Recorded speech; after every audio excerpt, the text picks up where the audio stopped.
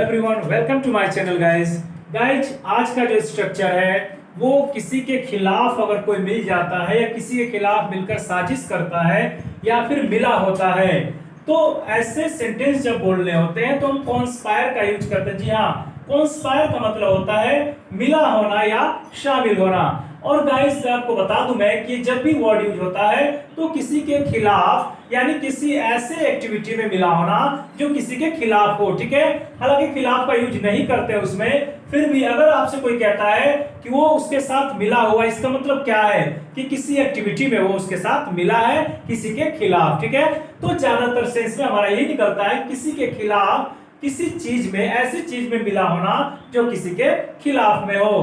तो conspire with somebody, अब ये जो मैंने यूज किया है कॉन्स्पायर विद समबडी यानी किसी के खिलाफ मिले होना या किसी के खिलाफ साजिश में शामिल होना। जी हाँ, तो जब भी आप शामिल होते हैं किसी के खिलाफ या किसी के साथ मिलकर किसी में शामिल होते हैं तो आप इसका यूज कर सकते हैं।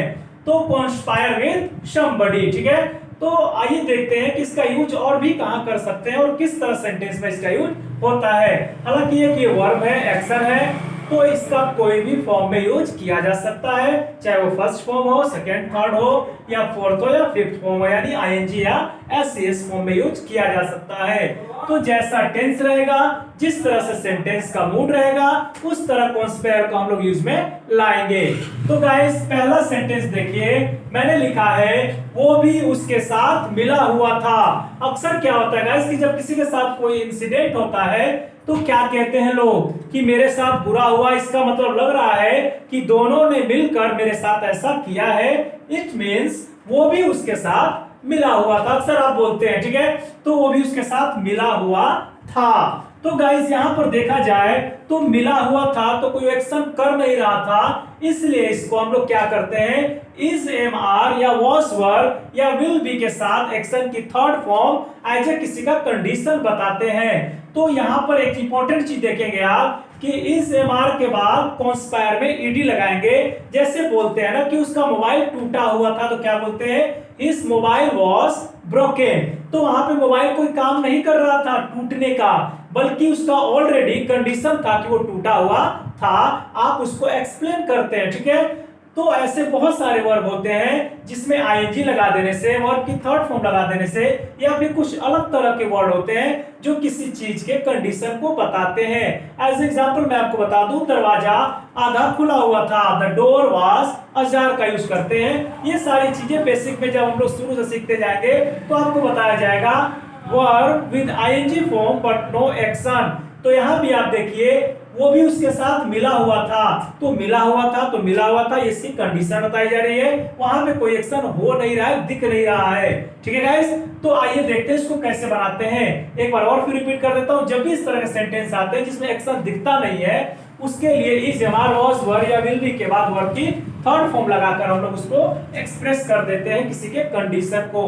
तो यहाँ कंडीशन दिखाया जा रहा है, वो भी उसके साथ मिला हुआ था, ही के साथ क्या लगाएंगे, वॉज, मिला हुआ था तो वॉज, मिला हुआ है तो इज, मिला हुआ होगा तो विल बी। ओके, तीनों सेंटेंस मैंने आपको बता दिए। अब आपको क्या करना है कि तीनों इसमें टेंस में आपको यूज कर लेना है।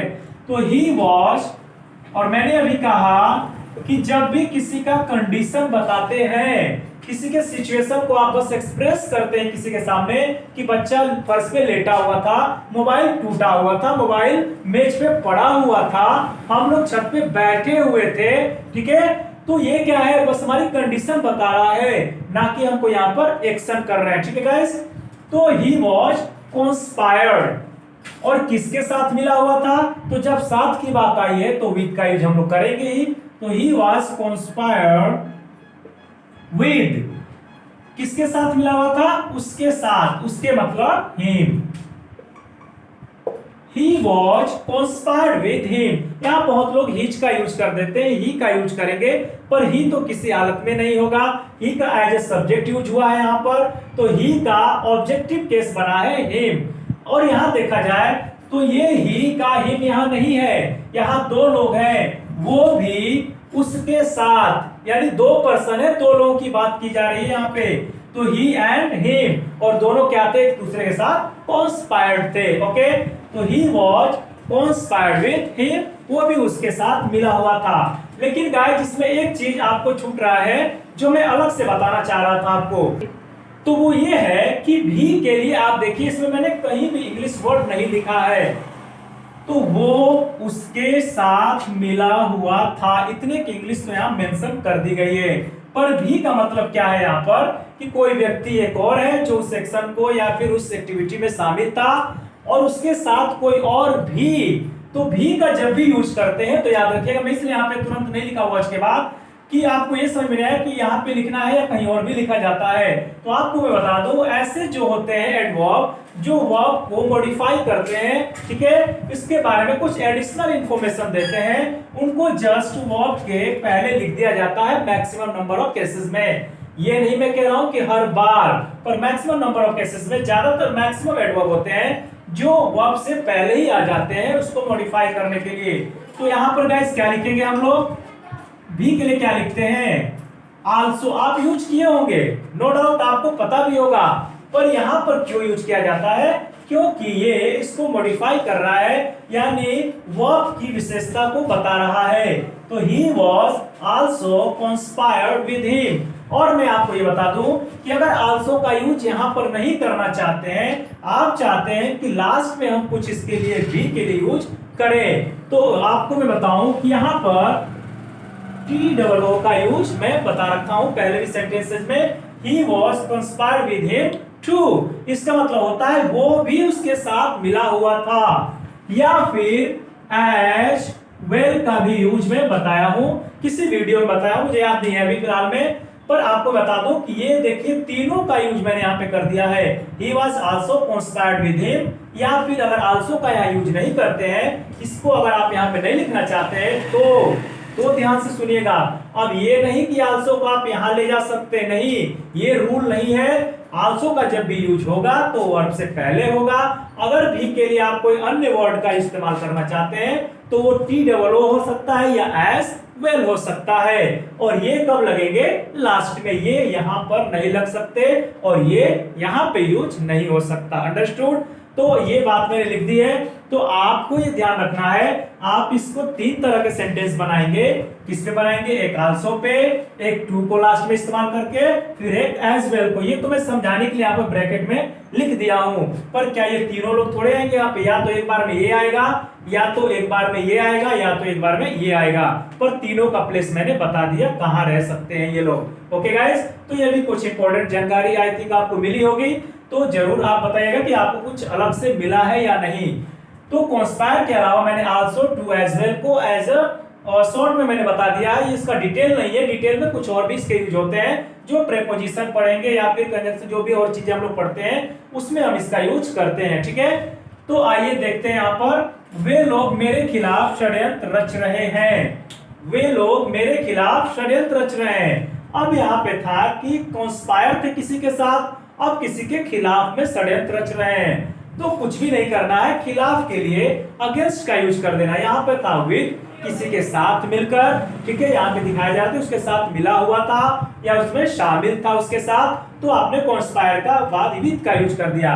जब खिलाफ की बात करते हैं तो अगेंस्ट का यूज करते हैं। आप सुने भी होंगे मूवी में या फिर टीवी में या फिर न्यूज में कि वो उसके अगेंस्ट है, ठीक है, बहुजन पार्टी यानी जो भी पार्टी है किसी के अगेंस्ट अगर कोई रहता है तो उसके लिए हम लोग क्या करते हैं कि षड्यंत्र के लिए हम लोग अगेंस्ट का यूज।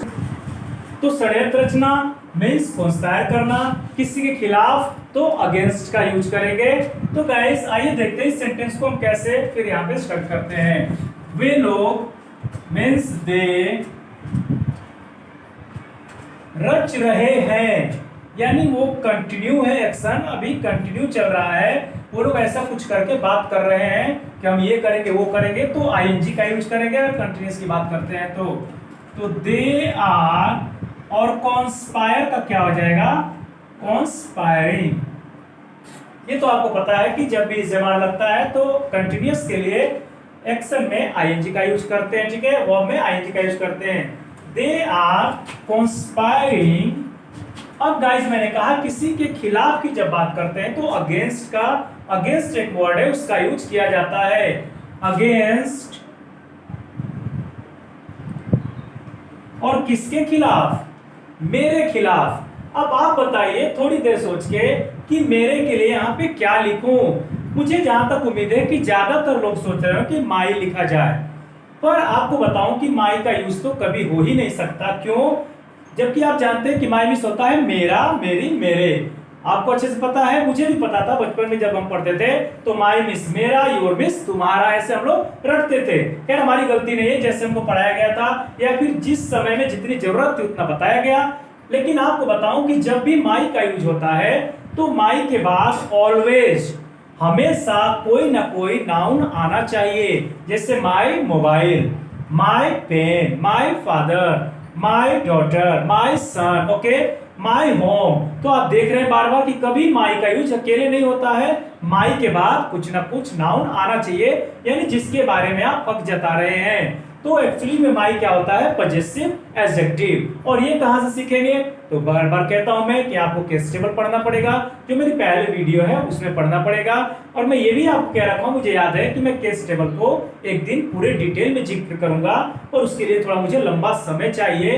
तो आप धीरे धीरे पहले इनका यूज देख लीजिए ताकि वहां पर आपको बहुत कम समझना पड़े।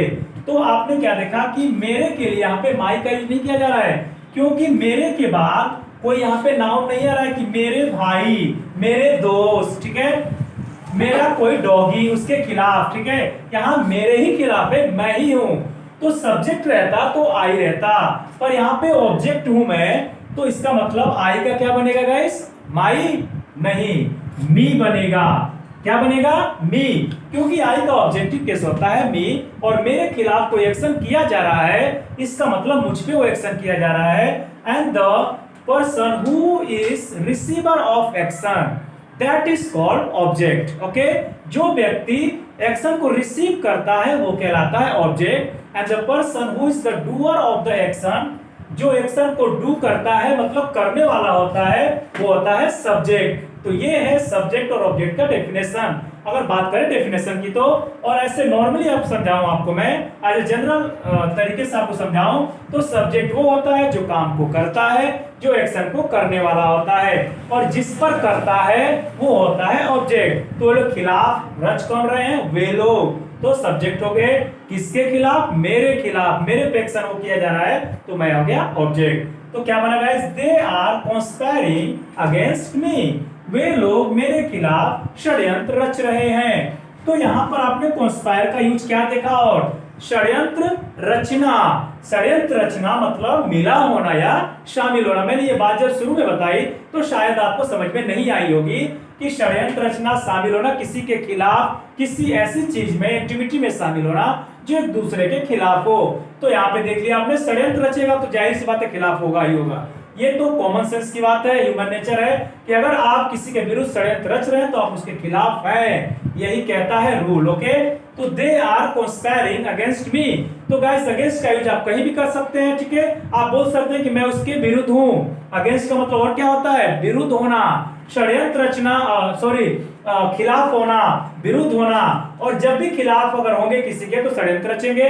तो यहाँ पे आपको मैं क्लियर बता दूं कि खिलाफ के लिए आपने अगेंस्ट का यूज किया है। किसके लिए? खिलाफ के लिए। और षड्यंत्र रचने के लिए आपने कॉन्स्पायर का यूज किया है। ओके, ये हुआ आपका। तो they are conspiring against me, I am against you, मैं तुम्हारे खिलाफ हूं। दे आर अगेंस्ट मी, वे मेरे खिलाफ है। आई वॉज अगेंस्ट यू, मैं तुम्हारे खिलाफ था। ओके, तो प्रेजेंट, पास्ट, फ्यूचर कहीं भी करिए, अगेंस्ट का एक सिंपल भी आपको यूज मैंने बता दिया। अब इसके लिए अलग से मुझे वीडियो बनाने की जरूरत नहीं पड़ेगी क्योंकि मैंने यहाँ पे डिस्कस कर दिया है। तो गाइस ये था मिला होना या शामिल होना किसी ऐसी एक्टिविटी में जो दूसरे के खिलाफ जैसे दिखती हो, तो ये होता है कॉन्स्पायर विद समबडी। ओके, और जब बात खिलाफ की कर देते हैं तो अगेंस्ट का यूज हम लोग कर लेते हैं। ओके, और अगेंस्ट के बाद हमेशा ऑब्जेक्टिव केस आता है। तो गाइस ऐसे ही और एडवांस स्ट्रक्चर अगर आपको जानना है तो मेरे चैनल के साथ जुड़े रहिए, फॉलो करते रहिए मुझे YouTube पे, और Instagram पे भी मुझे फॉलो कर सकते हैं। जी हाँ, Instagram पर भी इंग्लिश बाय पुष्पेंद्र। ओके, तो आप चाहे तो इंग्लिश बाय पुष्पेंद्र नाम से मेरा Instagram पे भी है, मैं लिख भी देता हूं। तो इंग्लिश बाय, और मैंने पुष्पेंद्र को शॉर्ट में पीके सर, जो लोग मुझे पीके सर के नाम से जानते हैं, इसलिए मैंने वहां पर चैनल में पीके सर का जिक्र किया है। ठीक है, इंग्लिश बाय पीके सर, ये मेरा है इंस्टाग्राम का आईडी। ओके, चैनल का नाम जो भी समझ लीजिए आप। तो वहां पे मैंने इंग्लिश बाय पीके सर के नाम से अपना बना रखा है इंस्टाग्राम पे। तो गाइस वहां पे भी आप मुझे फॉलो कर सकते हैं। वहां पे भी मैं रील, छोटे छोटे रील डालता रहता हूं। वहां पे छोटी छोटी जानकारियां जैसे वर्ड, फ्रेज, ऐसे में अच्छे अच्छे फ्रेज डालता हूं। वहां पे भी आप सीख सकते हैं। हालांकि यूट्यूब पे भी मैं उसको अपलोड करता हूं, पर वहां पे आप रील को आप क्या करते हैं, स्क्रॉल कर करके और भी चीजें जान सकते हैं। एक साथ आपको सारे वीडियो, छोटे छोटे वीडियो मिल जाएंगे शॉर्ट में। तो English by PK sir Instagram पे, इंग्लिश बाय पुष्पेंद्र किस पे, यूट्यूब चैनल पे आप दोनों मुझे फॉलो कर सकते हैं। So thanks for watching my video guys. मिलते हैं ऐसे नेक्स्ट वीडियो में। Till then take care, God bless you.